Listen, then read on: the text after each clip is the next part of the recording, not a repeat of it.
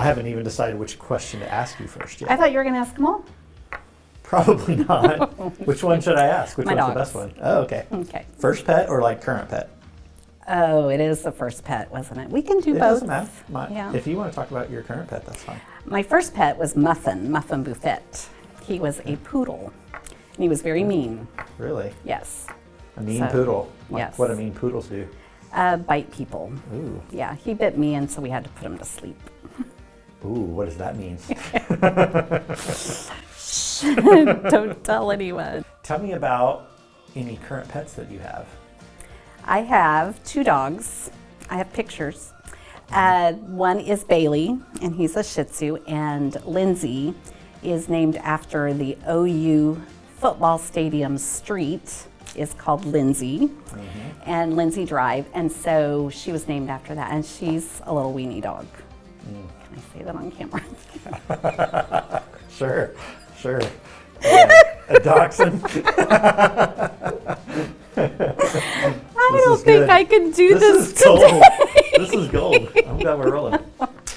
So, Oh, we're just testing to see how good you are, Brandon. yeah. So she's a dachshund? She is a dachshund, and she's sweet. Yeah. So are they anything like the dog that you had growing up, Muffin? Buffet? Buffet. Buffet. French. Yes, because it was a poodle. Yeah. And, do they bite anyone? your current No, dogs? they're very, very sweet. Although don't ask George Hubbard. Oh, He's our neighbor, and they chase him. they don't like George? No, just George. Just George? Yeah. Okay. That's awesome. Well, as a way of introduction, why don't you tell us your name, your spouse's name, what ministry you oversee in the church? My name is Kristen Steele, and I'm the children's director here at Miami. And I've been here 9 years, and I'm married to Gary Steele. Great. And tell us a little bit about how you see the purpose of your ministry. One of the overarching themes that I have, if you walk into Creation City, you'll see a big banner, and it says we aren't just babysitting, we're building a foundation. And so that definitely is what the direction I want the ministry to go to or go towards, is building that foundation of having a relationship with Jesus. That's awesome. And it starts when they're young? When they're babies. I just think it would be so cool if from the very first time that they came to our nursery, that they heard about Jesus. And there are 936 weeks from the time that they're born until the time they graduate, that they will be in church on those. That's how many weeks that we have to impact them. And it sounds like a lot, but it goes by so quick. Yeah. And you and I both know how quick it goes. Right. And so I just feel like we have to make the most of every opportunity that we have to teach them. You know, some of the kids I only have for an hour a week, and I have to make the most of that opportunity to teach them about Christ. Right.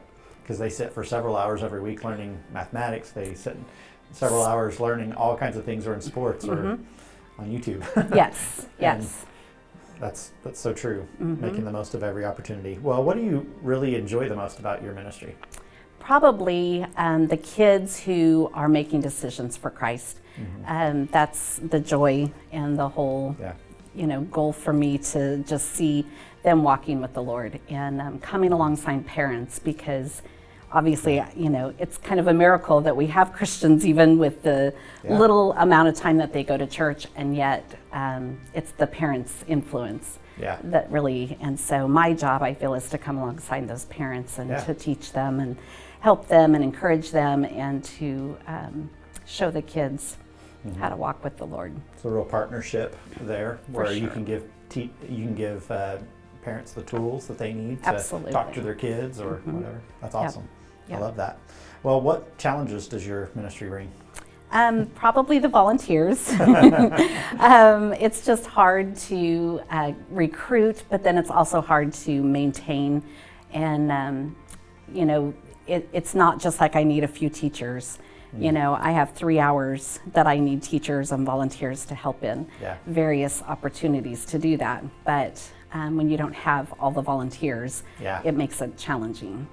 So at any given time on a Sunday morning, this is not one of the questions that I've told you I would ask, but at any given time on a Sunday morning, how many volunteers are helping all at once? ballpark? I want to say 36 Okay. Is what I have each Sunday. Okay. So And is that both services in Sunday school? Is that every service Sunday school? that's the Sunday school and the services. Okay. So. Yeah, that's it takes a village. Right. So. And I mean, that's including greeting, that's including running sound and, all of those areas, not just teachers and Sunday school teachers. So the challenge is having enough help, but really the kids aren't a challenge at all. They're all angels, aren't they? Exactly, Yeah. all of them. So anybody that wants to join in, I mean, this is easy. Right. It's the joy. Yeah, that's awesome. Well, what needs would you say your ministry has the most? Volunteers. Yeah. Just coming back to that. Yeah, sure. And the volunteers that we need, like I said before, the greeting, and that it's not difficult even if you don't know technology or computers, and so just getting the volunteers for both services, and hopefully one day for that third service or the first service, and but we need them before and after, and we want to make sure that they're secure in that area. So greeting is very important. And then teaching, we have teachers helpers if you don't want to necessarily lead. We need sound people to run, in the power zone. I'm always short on that. We need a praise team. Some of my littles are stepping up, and it's neat to watch them lead and worship. But I'd love to get some adults in there to help with that too. Modeling what worship looks like, what it looks like to praise God. Exactly. That's great. Yeah.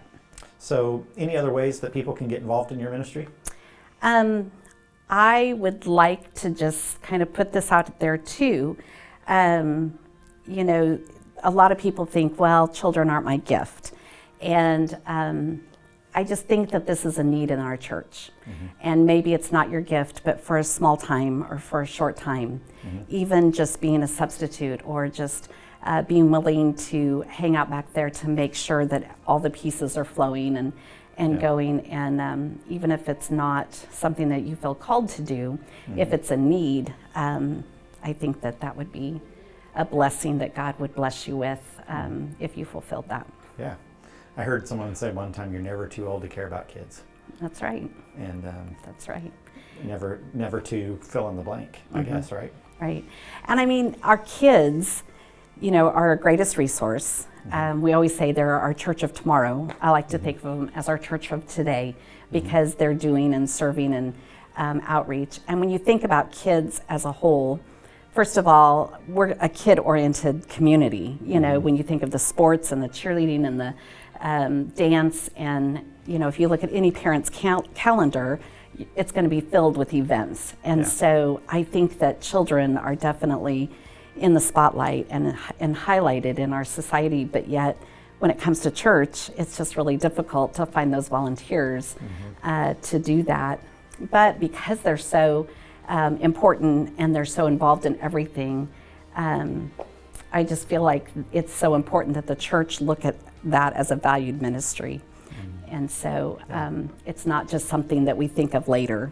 And I'm so blessed with so many good volunteers. And I am so blessed with people who are gifted and talented in teaching our children. But there's just not enough to do, and we need more volunteers to come alongside them. Yeah. Well, that's awesome. I know that there are needs that you have on a weekly basis, and then there's some that you're going to need some more help this summer too, and we'll be talking about that in the next few weeks, I'm sure. Yes. But thank you so much, Kristen, for all you do for our church and our children's ministry. You're a valuable asset to our church. Thank you.